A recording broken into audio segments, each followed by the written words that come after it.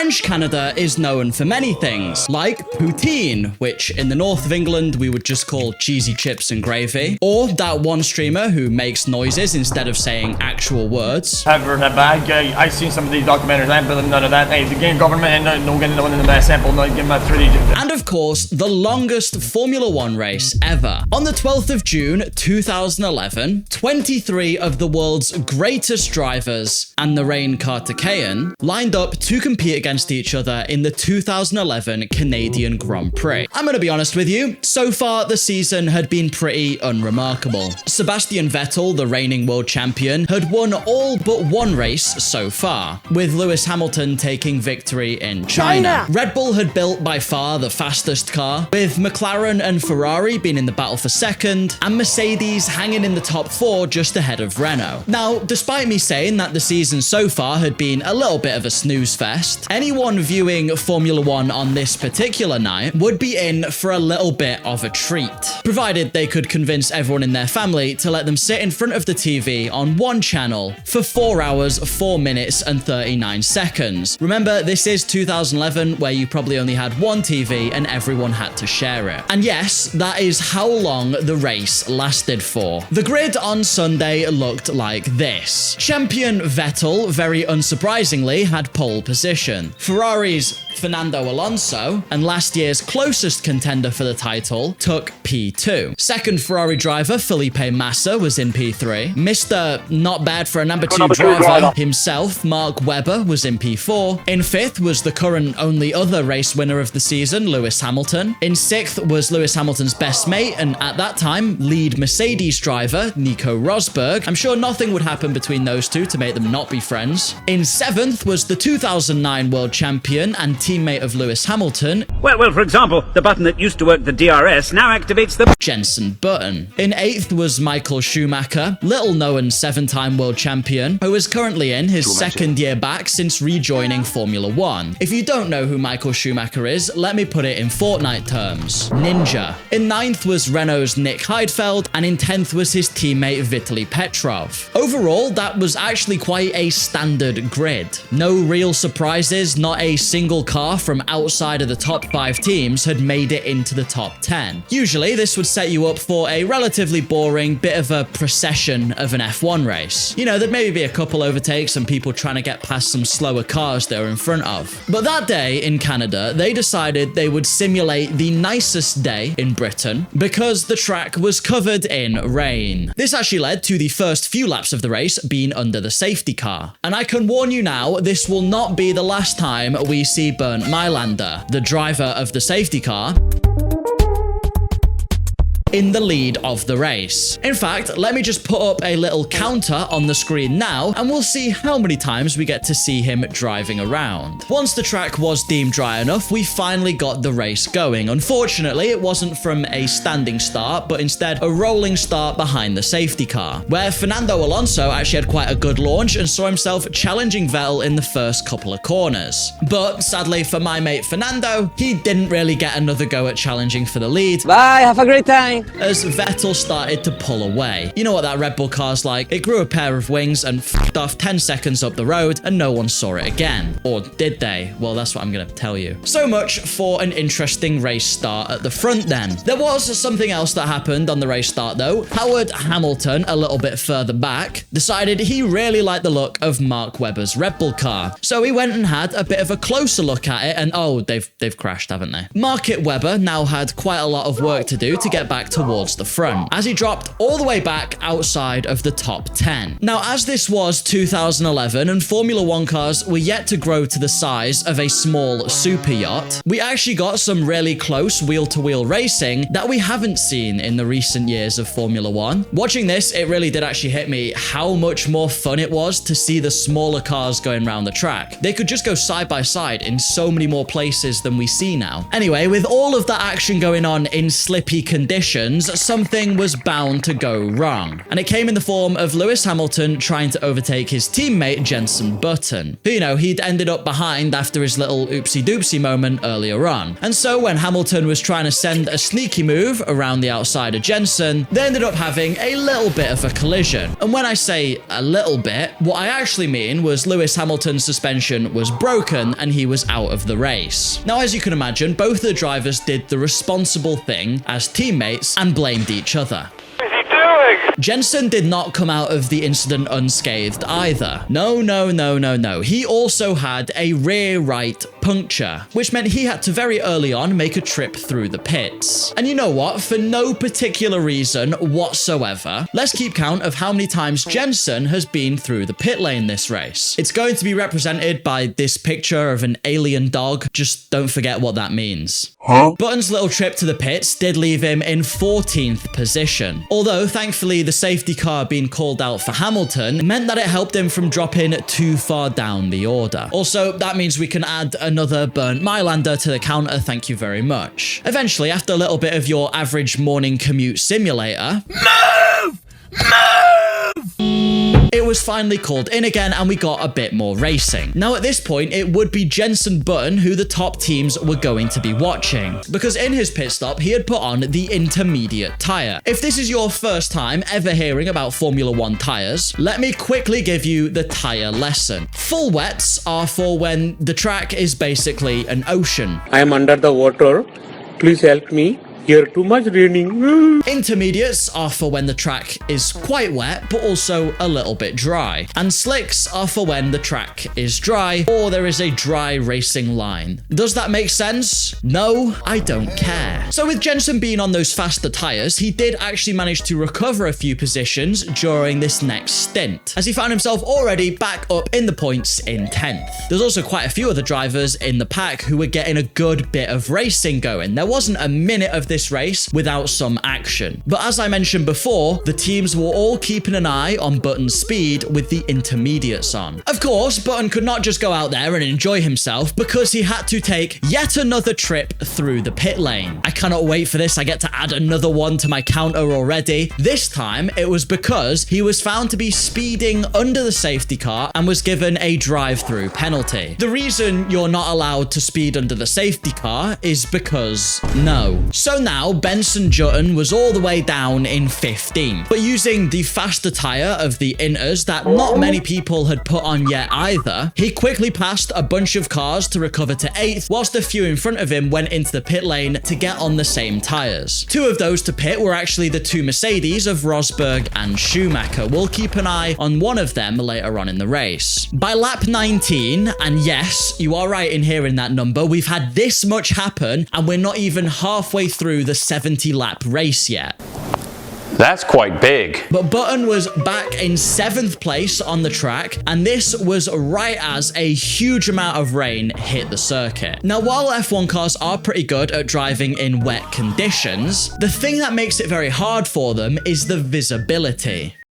If you drive a car, which I'm guessing you probably don't because you're probably 14 or banned from driving if you're watching this channel, but if you do drive a car, you'll know that windscreen wipers help keep those little droplets of rain from blurring your vision. However, there is a small technical issue that stops F1 cars from being able to use windscreen wipers. It's the fact that they don't have a windscreen. So sometimes when it gets really rainy, the drivers find it quite hard to see. And if you can't see, you probably can't drive around at 200 miles an hour. Therefore, with the rain getting really quite heavy now, the FIA decided to bring out another safety car just in case. And we can add another one to our counter already. I'm loving this. I'm winning at whatever this game is. You know why? Because also during that safety car, Button decided it would be a good time to pit back onto the full wet tires, which means we've got another one to add. We're doing so well. Unfortunately for Jenson, this pit stop turned out to be pretty useless because 5 laps later, the red flag came out and the race race was suspended. If you don't know, under red flag conditions, when the drivers are waiting to restart, you get a free change of tires at no extra cost. And so Button had spent all that time in the pits having other cars go past him for no reason at all. Now, this red flag period is honestly where the bulk of the longest Grand Prix ever happened, as the red flag lasted for a full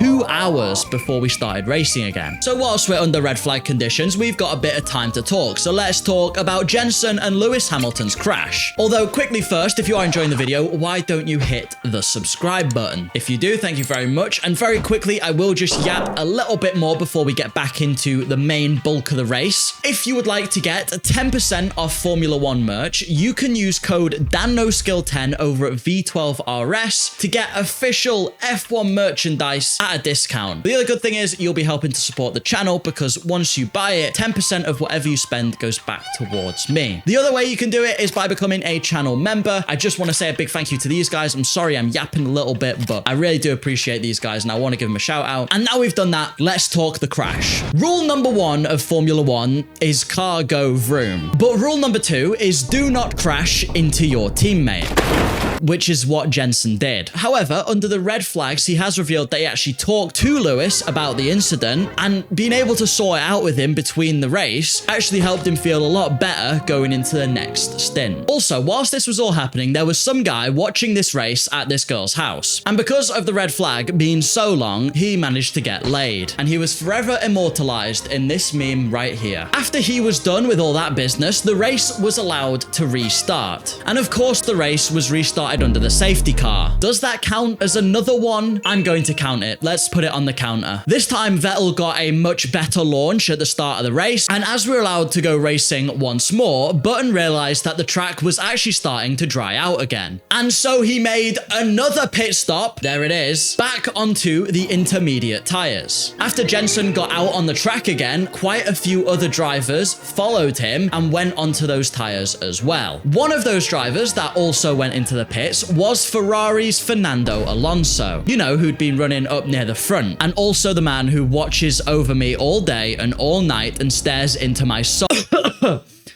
And so Fernando, who'd been fighting for at least a podium for the majority of the race so far, exited the pits just in front of Jenson Button. With Fernando having cold tyres and Jenson having the warmed up tyres, Button looked to make a cheeky little move on Fernando and try and get ahead of him as he came out of the pits. But of course, because funny, they had a crash. Jenson again somehow just about survived the crash, and again with a puncture, this time to his front right, as well as also having a broken front wing. But Alonso was actually quite unlucky and ended up beached on the curb. So let's add another pit stop for Jenson, yep, and another safety car, yep, okay. Cool, can we carry on now? Now at this point, you may be wondering, why did Jenson crash into Fernando Alonso? Well, my theory is that he just wanted to bully Alonso, because years later, he would also piss in Fernando's Formula 1 seat. Okay, I'm gonna pee in your seat.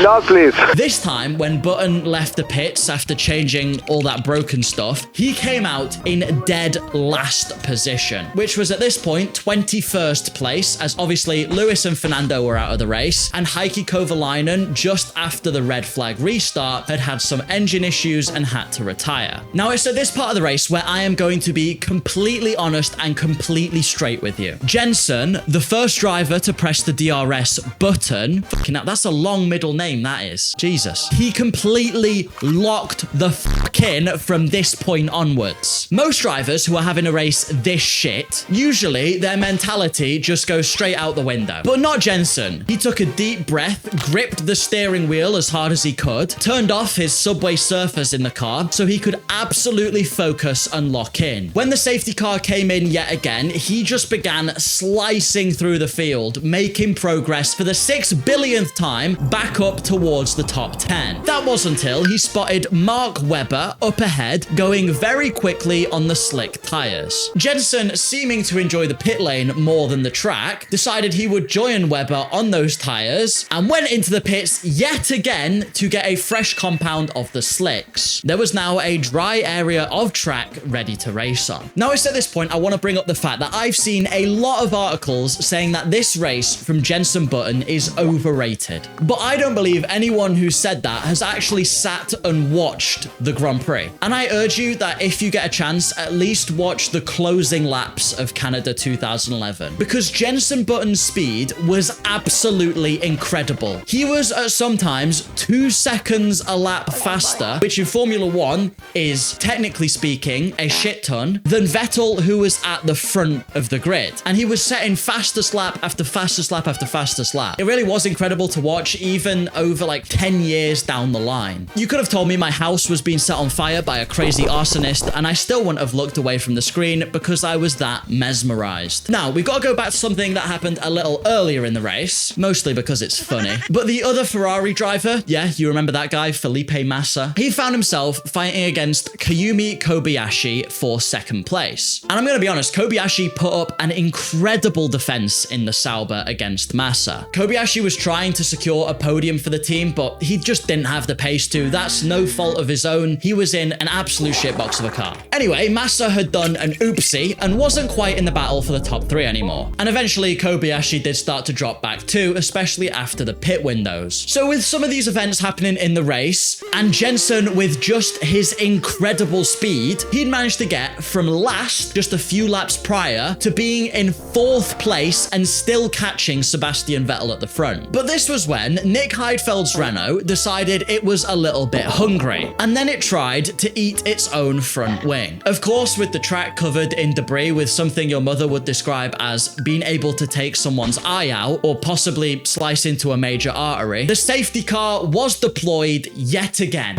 Another one. Another one. Another one.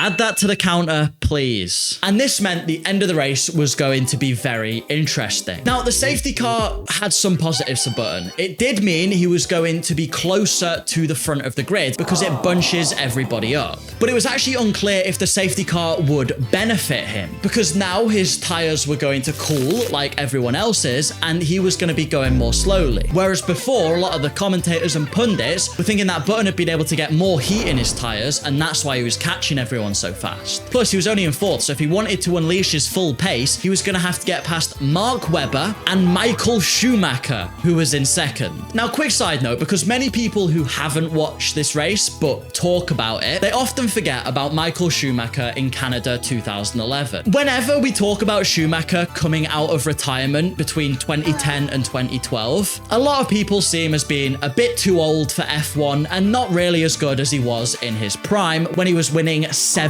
world titles. But for some reason, this day in Canada was like watching prime Schumacher back at it again. Not the Schumacher that made Martin Brundle more disappointed than when he watched Shrek 2. No, I haven't been this disappointed as in Shrek 2. Again, little rant, but Shrek 2 is the best one, Martin. Maybe you meant Shrek 3, but not Shrek 2. What was I saying again? Oh yeah. Anyway, it was magical to see prime Schumacher, or at least something that resembled him, back in action. And I don't want to understate at all how good Mark Webber and Michael Schumacher, the 2 drivers ahead of Button, were. Because the reason I think Schumacher was so good this race is that he had been matching a similar pace to Jenson Button, and he was only in the 4th fastest car. Mercedes. That was quite a step back from the McLaren and the Red Bull. Even when the Red Bull had started to catch Michael, he'd been putting up an incredible defense. So once the safety car went in again, Button pushed very hard against Mark Webber, who himself was still struggling to find his way past Michael Schumacher. Eventually, Jenson Button, probably doing the fucking Moggin face in Mark Webber's rearview mirror, put enough pressure on Mark to force him into a mistake. Webber completely missed his braking point for the final chicane, allowing Benson Button to just slide past on the wet part of the track. And now, in front of Jenson, it was time for him to fight Schumacher. Yes, the formidable 7-time world champion who had a masterclass in defending, who'd driven an incredible race and fought off faster Red Bulls to try and keep this 2nd place. Oh, look, he's passed him. That was easy. Yeah, don't know what Webber was finding so hard. Now, roughly 3-ish seconds up the road was Sebastian Vettel. To you and me, 3 seconds sounds like not a lot of time. About the amount of time you last in bed. I'm sorry. But 3 seconds in Formula 1 is absolutely ages, especially when most of the time the cars are only separated by a few tenths of a second per lap. So will it surprise you that within a lap or so, Button had closed right up to the back of Sebastian Vettel? He was just a man on an absolute mission that day. Just bear in mind that at the end of lap 64, Jenson Button was in 4th place. And as we headed onto the final lap 70, he was right behind Vettel, chasing him for the win. The two were pushing completely flat out, that is safe to say. But Sebastian may have pushed just a little bit too hard. As nearing the end of the race, Vettel made perhaps his first and probably only mistake of the whole weekend and touched his rear tire into the wet section of the track, causing him to run a little bit deep and slide through a corner and allowing Jenson to just drive straight past him and take the lead of the race. And coming around the final corner, who was it in front? Jenson Button took the win. Can you believe it? From last only a few laps earlier, with 6 pit stops and 5 safety cars in a 4-hour-long race, Jenson Button won. And yes, that is the record for the most pit stops and a race win. It wasn't, however, all good news. In the closing laps, Webber had just managed to get Michael Schumacher for 3rd place, and Michael missed out on getting his first podium since coming back into Formula 1, which honestly, he deserved that day because it was genuinely like seeing the old Schumacher back at it again. This is just one of those magical races that you can't see the ending coming until it happens. That closing stint by Button has to be one of the greatest drives in Formula 1 ever. I really do encourage you to try and find the race and watch it because even knowing what happens, it's still really exciting. But if you did enjoy my look at this race, please consider a little pressy press of the subscribe button. A big thanks again to the channel members. I really do appreciate their support. It goes a long way. Have a lovely rest of your day. Check out some of my other stuff and goodbye.